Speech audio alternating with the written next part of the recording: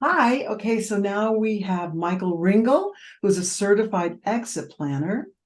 And Michael, as the son of a college professor, Dr. Herbert Ringel, Michael's passion for teaching began at an early age. While his father wanted him to pursue the same noble profession, Michael's mathematical mind and entrepreneurial spirit led him down a different path. After pursuing his CPA and MBA, he shared with his father that he would be pursuing a career in teaching and education, except in a non-traditional setting. He decided to empower families to achieve purpose, freedom, and abundance in their lives by inspiring and coaching families on the truths of investing and designing a plan that supports their purpose. Since 2004, Michaels has been working with business owners, divorced women, families with children with special needs, and typical families to build confidence around their money. Michael's philosophy is to guide each family to discover for themselves what is important to their family, both personally and financially. Then Michael shares with each family a variety of financial strategies that are prudent for them. He shares with them what may be financially possible for them in their future. It is only then, when they agree upon a prudent strategy, that financial products and services are recommended to fulfill each strategy. Michael's academic approach to financial planning has served his clients well. And I have known Michael for years, and I think he is amazing, and that's why he's on this call. So welcome to the World Autism Summit. Well, thank you, Karen. It's great to be here. Thank you for inviting me. Yes, it's really good to have you here. And so what's inspired you to be part of the World Autism Summit? Sure. Well, as you mentioned before, we've known each other for a long time, and as maybe not mentioned in my bio, my mission, my passion is making a significant difference in families' lives. Mhm. And we have family members who have children in all different areas on the autism spectrum. Mhm. And I discovered around 20 years ago that most people are so overwhelmed with what's going on in the day-to-day lives that they know financial planning and planning for the future is important. They just don't make it urgent. Mhm. So, in the conferences that I speak with or two on a national basis, for example, I speak at the Autism New Jersey conference every single year, and I speak at school districts and parent teacher organizations to just coach and educate families on the truths of investing, different estate planning strategies they need to think of. And as I mentioned before, most families know that this is really, really important. The problem is they don't make it urgent. Mhm. The reason they don't make it urgent is because they're so overwhelmed with what's going on in their day-to-day lives that they just don't have time for this. Mhm. And so when I work with families, or my team of advisors work with families, we take on the responsibility of making it urgent for them. And we hold their hands through the process so that they can focus on what's really important to them, which is their family. And we could focus on what we love to do, what our unique ability is working on the financial planning side. Mhm. So, we started that around 20 years ago. My wife Melanie is a speech pathologist, so she works with a lot of children who are neurodiverse. My daughter Sydney is a certified teacher in special education.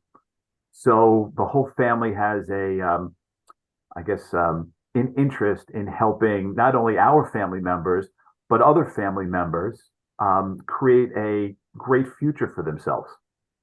Yeah, it's really, really important to think about these things early because otherwise it becomes a crisis at the wrong time. Yeah, yeah, and nobody likes a crisis at the wrong time. Right. And all it needs to do is to understand, what the different choices you have, and then be able to pick the right choices at the right time that's good for you. Mhm. And so what we discovered is that, the families that we work with, they, a lot of them are concerned in the sense that they hope that their child is going to be okay and going to be able to take care of themselves and live a fulfilling and fruitful life and be able to manage their own money and to live a, quote unquote, normal lifestyle. But what we do is we help people focus on the best, but plan for the worst. Mm. Like, for example, I was working with a family the other day where the parent said to me, well, what if my son is able to manage his own money? And what if he's able to do everything we hope he'd been able to do? And I said, well, we planned for that. And then we said, well, what if he can't? And we've planned for that as well. Mm. So I want people to really understand that while it might seem a daunting task to do planning, or it might seem overwhelming, if you take it step by step, it's actually, pretty simple to do. That's really, really good. Yeah. How do you hope to make the biggest impact in the world around your area of expertise? So for me and my team, it's just working one family at a time, helping them give them or provide them peace of mind around money. Mm. Right. So what we do is we help coach, train, inspire, and we help families have a breakthrough around their money. What we discovered is a lot of families feel that they have to sacrifice their own lifestyle, their own retirement, what life's going to look like for them in retirement in order to be able to provide lifetime care for their child. And what we do is we open their minds to saying, well, what are the real possibilities? Wouldn't it be great if you could have your cake and eat it too? Right? Wouldn't it be great if you could have a significant or an optimal amount of money during your lifetime and during your retirement and to be able to provide for your family? And wouldn't it be also great if that when you're not here, your child and children are taken care of? Like, I want to try to help people understand the possibility of having it all without sacrificing for the future. Right. That's really, really good. Some people don't think about it when they're youngsters. And I mean, you can get in at a No. low cost at the beginning. And when you get older, it costs a lot more, or it's Yeah. almost impossible. Yeah. And so what we try to do is we try to look from the future back and we say, here's what life could look like. Here are the possibilities. And here are the strategies you need to think about to implement today in order to help you and your family get there. Mm-hmm. For example, a lot of families have heard about special needs trusts. Oh, yeah. Right? So special needs trust is a big portion of the planning that we do. Now, we're not attorneys and we don't write the documents, but we're dangerous enough to know how to create them, what the purpose is, and the benefit to you and your family. Right? So if we take a step back and we take a look at estate planning, right? We as parents, we have choices to make. So choice number one is you can leave everything outright to your child with special needs, right? So you and your spouse, or maybe even if you're single, right, you choose to leave all of the money directly to your child. Well, here in the United States, what can happen is if you leave all of your money to your child outright without any, estate planning protection, then what would happen is if they qualify for government benefits, whether it be Social Security or Medicaid or housing, then they could lose qualification. Mm. So if your child has more than $2,000 in their name, that would disqualify them from receiving benefits that they might be entitled to receive. So we need to figure out ways to move money out of their name to be able to protect those benefits. And look, some people may choose to do that. They may choose to say, you know what, I don't want to do any estate planning. I just want to leave everything to my child outright. And then only works if there is a boatload of money to be able to provide support for their child. Right. Right. And most families here in the US and around the world, they just don't have the resources to be able to provide for 2 lifetimes. Right. That's a lot. 200 years. Yeah, I guess so. Yeah. So as parents, you have to provide for yourself, and the life expectancy of people and children with autism is a typical life expectancy. Mm-hmm. So therefore, families need to plan for 2 lifetimes. So leaving money outright directly to your child, right, doesn't make a lot of sense. Yeah. The second thing you could do is you can actually disinherit your child and leave all your money to somebody else. Mm. Now, what that really means is that if no money is left to your child, then they would qualify to receive the government benefits. and somebody else would have all this money that you would hope they'd spend for your child's care. Now, Karen, what do you think the problem with that is? My feelings would be hurt. Number one. Yeah.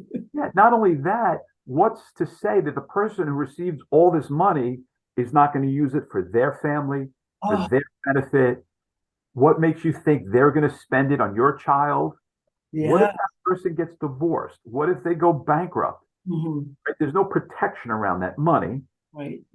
And therefore, that's not a great strategy. I was doing a presentation once, and a woman had a life insurance policy, and the beneficiary of the policy was not her son with autism, was with her daughter who would get all the money, but was 21 years old. Oh my gosh. Right. So if $1 million came into a 21-year-old's life, that could cause some serious problems. Yeah. Buy a house and a car and go out and spend it on partying. Yeah, exactly. So leaving it outright to your child doesn't make sense. Disinheriting your child doesn't make sense. So step number 3 is to create what we call a supplemental or a special needs trust.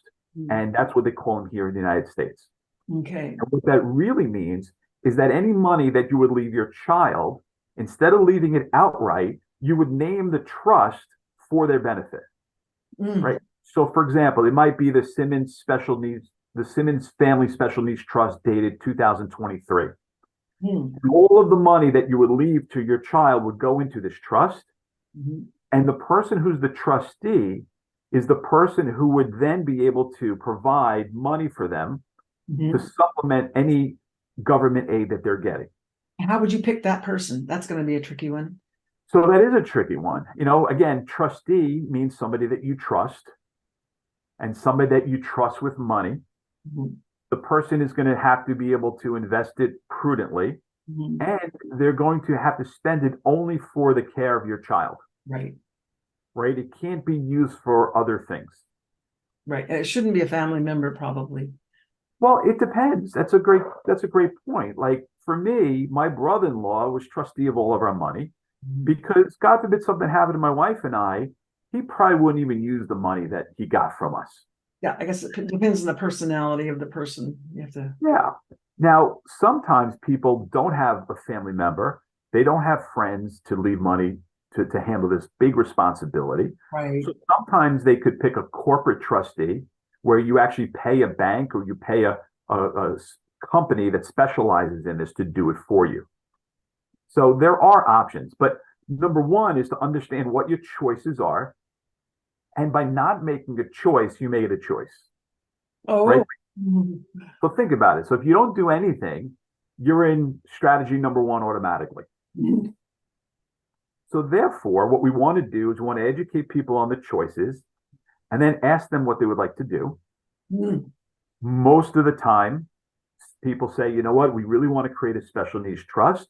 And then what we do is we make sure that we introduce them to lawyers who specialize in creating special needs trusts. You don't go to the lawyer who did the real estate closing on your house. You don't go to the lawyer who's your business lawyer. You go to the people who specialize and live and breathe this every single day. right. Right? And you pay them to do it properly. So once we have the estate plan done, or at least in the process, what we want to do is make sure that, you see, the legal documents are only as good as the financial planning behind it. Because you could have the best documents in the world, but if the planning and the organization of your financial world is a mess, then it's not going to make much of a difference. So I believe when we go through a planning process is number 1 is we take a look at everything that you own, right? All the assets, all the liabilities, all the current insurances you purchased, all the cash flow that you have. And then we take a look at what's the most effective way to be able to do retirement income planning, to be able to live the lifestyle you want to live right now, and what's the most efficient and effective way to eventually fund the special needs trust. And that includes, we believe the most efficient way to do that is through the use of purchasing life insurance. And there are different types of life insurance. There's term insurance, which is insurance for a specific amount of time.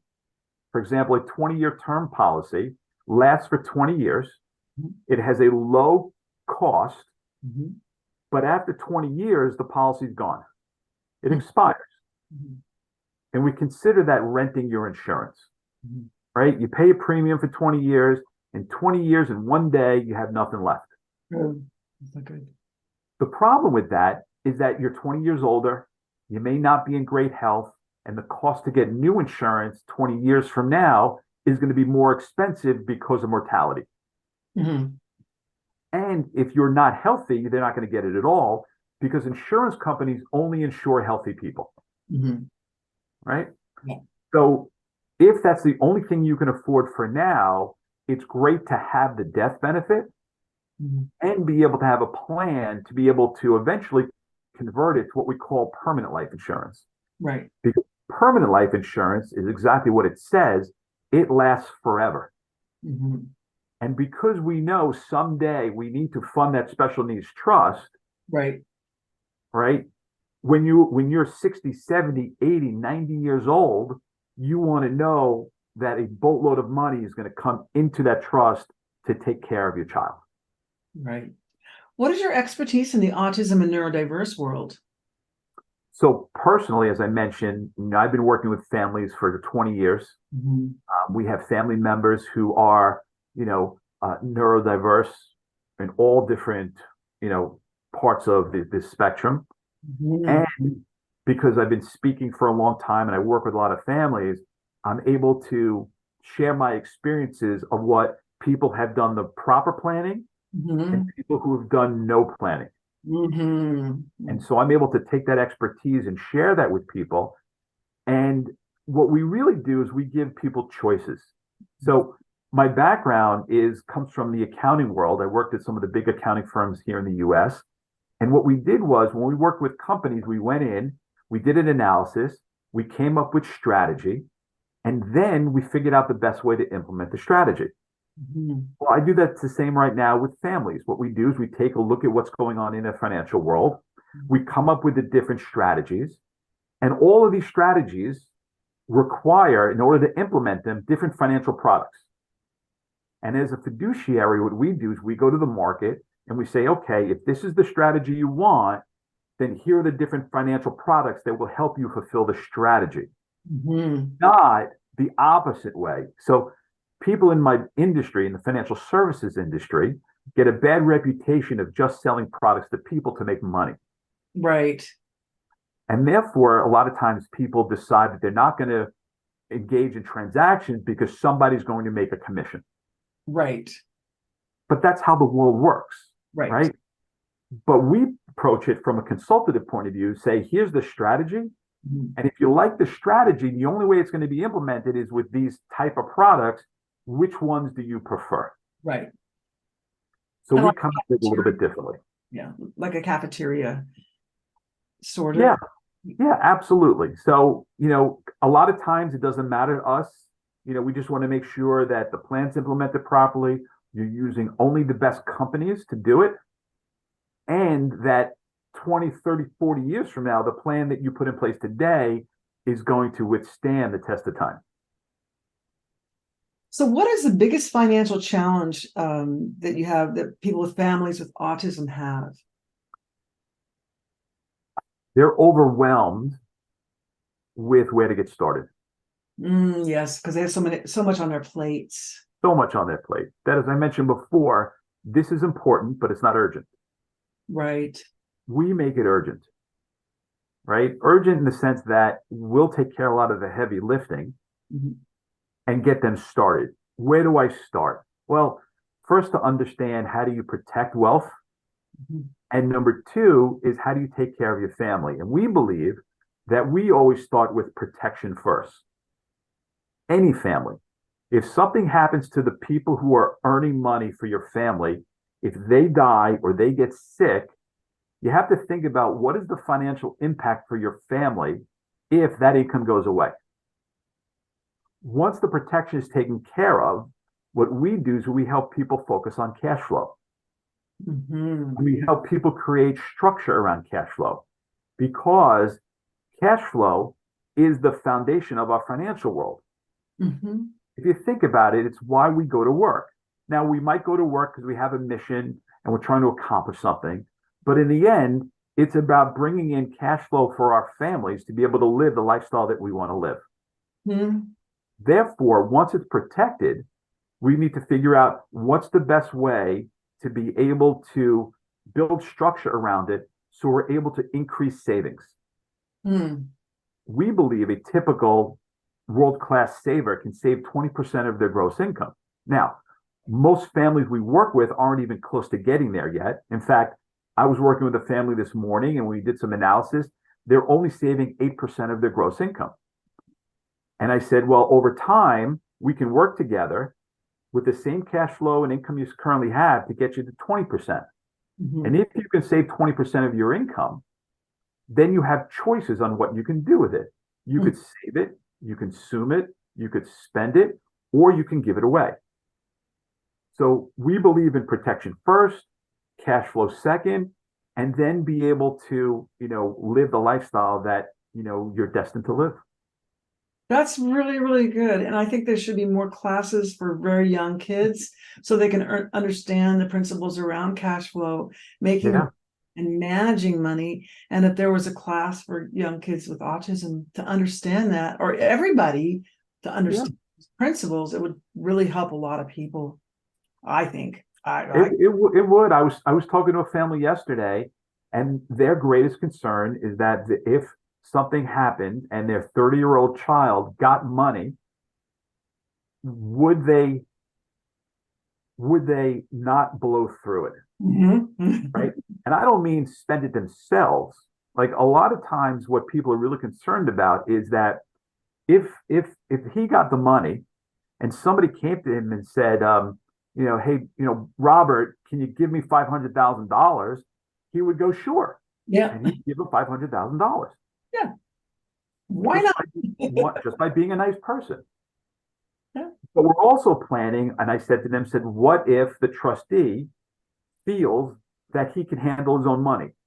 Mm-hmm. Well, at some point they can dissolve the trust and he gets all his money. Mm-hmm.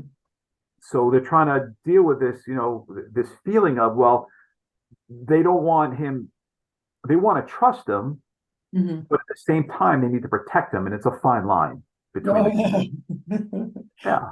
There are principles that need to be taught early on to everybody, but it can be people with autism can be taken advantage of really easily too. I think. And that's what we're trying to protect them from as well.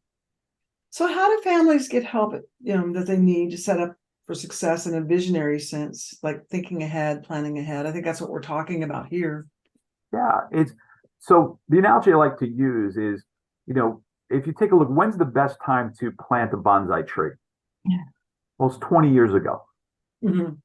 The second best time is today. So don't feel guilty and don't feel bad if you haven't done anything yet, if you haven't started, if you feel like you're behind, because then you'll never get started.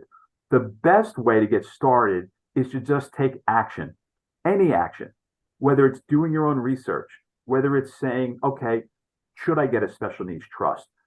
Maybe calling a special needs attorney, right? A lot of the special needs attorneys also specialize in special education. Mm-hmm. So that's why you would want to talk to them. Find a financial planner in your country, in your state, in your city, who specializes in special needs planning, because not everybody does. And because we do and other people do, and they know and understand what happens if you don't set it up properly. Like, for example, one thing you can do right away that's not going to cost you any money is if you work for a corporation that has company benefits. Mm-hmm. Make sure that your child with autism is not a beneficiary on anything that you own. Mm. If you're married or you have a domestic partner, make sure that your spouse or they are, the beneficiary. And if the contingent beneficiary are your children, make sure that your child with autism is not included until a special needs trust is created. Mm-hmm. Because then you want to make sure that if anything happens to you, they get the money in the trust, not outright. So that's something you can do just right away. Go to your HR department, take a look at who your beneficiaries are of your benefits, and make sure that your child is not listed. Hmm. That's really helpful. Yeah. And then come to programs like this, go to local programs in your local community, seek out more education when it comes to general financial planning, but more importantly, general financial planning for, your specific family, because, the needs that you have are a little bit different. And then choose to either do it on your own or choose to do it with a professional who specializes in this marketplace. Yes. What advice would you give parents all over the world who may not have the resources that we have here, in Canada and different countries? I know everything is country specific, but Sure. Yeah, so the first thing I would do is I would go to, if you work for a corporation or you work for a company, is I would optimize the benefits that you currently get. Right? So here in the US, a lot of companies, they offer life insurance, group insurance through work. Mhm. And typically you don't need a medical to do that. But a lot of people don't know that, you can get benefits for your spouse through your employer, or you might be able to get disability insurance through your employer. Hmm. Your employer may even have a benefit, a legal benefit, where they might have associated with a legal firm or a legal service that could be able to provide wills and trusts for you at a reduced rate, right? Maybe here in the US, you want to take a look at Social Security, what you might be entitled to when. In your country and other countries, see what government's available, what government benefits may be available to you, and when you would qualify, when your child would qualify, and what you need to do to make sure that happens. Here in the US, your child can't have more than $2,000 in their name, which is kind of ridiculous. It hasn't changed in years. And what happens is if money does come into your child's name, then they have to use all the money you left them before they're destitute. And then the state takes over. And I don't know about you, but I don't want anybody, making those decisions for me and my family. So you need to start doing your research now and see what's available to you at little or no cost. Yeah. How long ago were these rules made up? A long time ago, because when my grandfather in the 80s, when he got Parkinson's disease, he had to spend through all of his assets till he got to $2,000 before Medicaid picked up the cost of nursing home. Wow, that's Crazy. They haven't adjusted it since. maybe they should rethink this. That's a whole nother Okay. concept and a whole nother lobbying situation. But these are the rules here in the US now. The Okay. rules of the country may be different, but I would start educating yourself on what you're entitled to and then start planning accordingly. Sounds really, really good. So do you see any way that we can start setting up systems of success in partner relationships globally around these types of things, to help protect people or teach people about money management? Because, asset protection and Yeah. management is really important. Yeah, well, here in the US, we have courses on money, Mhm. right? So we, meaning the firm that I work with, we do monthly events where we teach people, we call them myths of investing, or we call them dispelling the myths of investing. So, we teach them the academic approach to investing using Nobel Prize winning principles versus speculating and gambling with your money. So we do is we lay out the 4 different myths of investing, then we dispel those myths and show people a better way. Here in the US and in Canada, well, we call it something different in Canada, but here in the US, we have a course called the American Dream Experience, where families come for 2 days, whether it's live or virtual, and they learn all about money. They focus on money, they talk about money, they're empowered about money, and they have a breakthrough around money. And I think that the number one question people need to start with is, what about money is important to you? And what's your true purpose for money? Like, what does it all mean for you? Why do you get up every day? Why do you go to work? And can you align your purpose for money with how you're earning the money and how you're investing your money? Hmm. And if you can align those together, then you can live in a world of freedom, purpose, and abundance versus what I find most people live in is fear, doubt, and worry. Wow, that's really powerful. That is really powerful. And in Canada, I think we call it, we have this very similar course. Um, I forgot the name of it, but it's very similar, but it has to do with investing. We just call it something different. So it's in our role, our mission, as you mentioned before, is to empower families, all families, to experience purpose, freedom, and abundance in their lives. Hmm. And we help them accomplish this. We do this by inspiring and coaching families on the truths of investing. Hmm. So as fiduciaries, we tell people the truth. Hmm. We share with you, here's what is, here's what's possible, what would you like to do? And we do that through designing a plan and aligning their purpose with their money. And when you align purpose and money together, then you live in a beautiful world. That's beautiful. I love it. I just made that up.